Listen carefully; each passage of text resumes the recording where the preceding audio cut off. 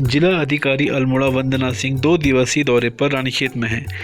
अपने दौरे के दूसरे दिन वह गोविंद महरा राजकीय चिकित्सालय रानीखेत पहुंची। यहां उन्होंने अस्पताल के विभिन्न विभागों में मौके पर शिकायतों का संज्ञान लिया और वहां उपलब्ध सुविधाओं के बारे में आवश्यक जानकारी प्राप्त कर मुख्य चिकित्सा अधिकारी तथा अन्य कर्मचारियों को दिशा निर्देश दिए।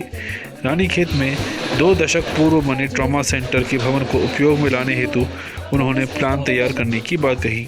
इसके साथ ही अस्पताल में पानी की टंकी और सड़क के संबंध में भी आवश्यक दिशा निर्देश संबंधित विभागों को दिए गए। रानीखेत अस्पताल में लेबर रूम की स्थिति प्रसूता महिलाओं के लिए काफ़ी असुविधाजनक है।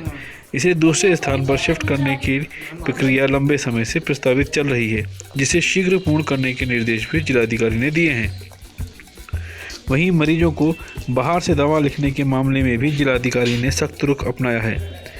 व्यापार मंडल के पूर्व महामंत्री हर्षवर्धन पंत द्वारा बाहर से दवा लिखे जाने का मुद्दा उठाया गया, जिस पर रानीखेत न्यूज़ द्वारा प्रमाण के तौर पर एक दवा का पर्चा जिलाधिकारी को दिखाया गया, जिस पर अस्पताल के बाहर की दवाएं लिखी थी।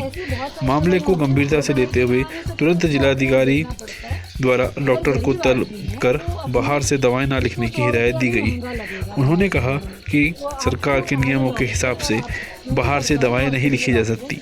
उन्होंने मुख्य चिकित्सा अधिकारी और अन्य डॉक्टर्स को मरीजों के अस्पताल से ही दवाई देने के कड़े निर्देश दिए। जिलाधिकारी के समक्ष मोहन नेगी, राजेंद्र जसवाल, दीप भगत आदि ने अस्पताल में एक्सरे न होने, अतिरिक्त फिजिशियन की नियुक्ति, ब्लड टेस्टिंग में हो रही परेशानियों, कई उपकरणों के खराब होने के संबंध में भी जिलाधिकारी को जानकारी दी, जिस पर उन्होंने अस्पताल प्रशासन से जरूरी प्रस्ताव बनाकर भेजने तथा अन्य आवश्यक दिशा निर्देश दिए।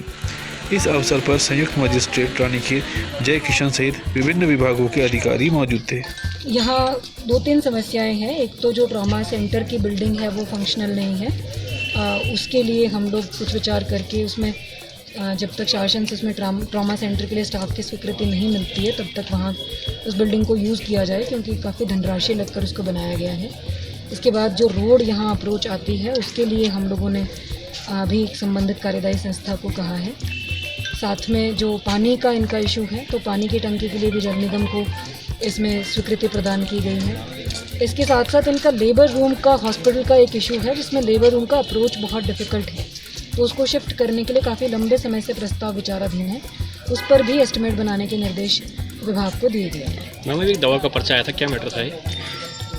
एक व्यक्ति की तरफ से ये शिकायत दी गई थी कि हॉस्पिटल में दवाइयाँ बाहर से प्रेस्क्राइब करी जा रही हैं, ऐसी दवाइयाँ भी जिनकी यहाँ पे रिप्लेसमेंट दवाइयाँ सरकारी प्रोक्योरमेंट में अवेलेबल हो जाती हैं।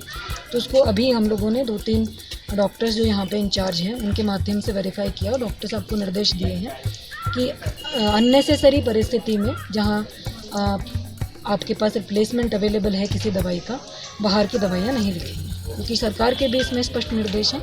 जो यथासंभव जो भी मरीज आते हैं उनको जो दवाइयों की आवश्यकता होती है वो नेसेसरी मेडिसिन गवर्नमेंट प्रोवाइड कराती है, उसी सप्लाई से नेसेसरी मेडिसिन दी जानी चाहिए ताकि जनता के ऊपर आर्थिक बोझ ना पड़े। तहसील में भी शिकायतों का आयोजन किया गया था, क्या मैटर था?